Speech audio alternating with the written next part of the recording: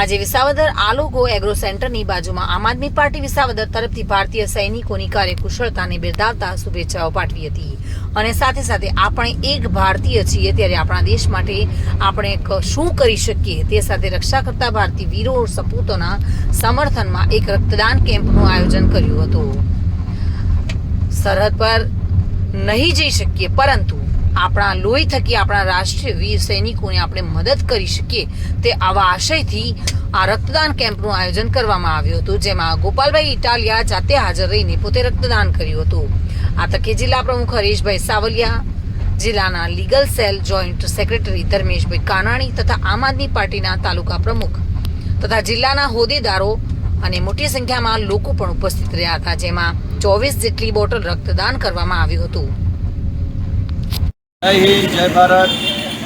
આપણા ભારત દેશની મહાન સેના ભારતીય આર્મી, ભારતીય એરફોર્સ અને ભારતીય નેવીએ અદ્ભુત પરાક્રમ કર્યું, શૌર્ય બતાવ્યું અને અદમ્ય સાહસ દેખાડી અને આતંકવાદીઓના અડ્ડા ઉપર પ્રહાર કરવાનું ભારત દેશની સેનાએ કામ કર્યું છે। ત્યારે ભારત દેશની મહાન સેના અને ભારતની સરકારને અમે ખૂબ ખૂબ શુભેચ્છા પાઠવીએ છીએ।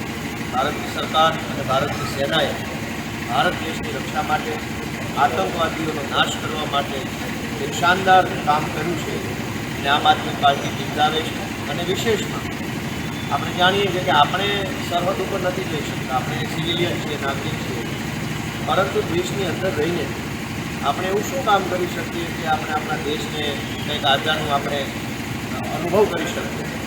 એ માટે કે આજે આમ આદમી પાર્ટી દ્વારા રક્તદાન કેમ્પનું આયોજન કરવામાં આવ્યું છે આપણા દેશના વીર સૈનિકોના સમર્થનમાં। આપણા દેશના વીર આર્મીના સૈનિકો જે છે એમના સ્વાસ્થ્યની કાળજી માટે અને જે સાહસ, શૌર્ય અને પરાક્રમ બતાવ્યું છે એના સમર્થનમાં આજે આમ આદમી પાર્ટી દ્વારા રક્તદાન કેમ્પનું આયોજન કરવામાં આવ્યું છે।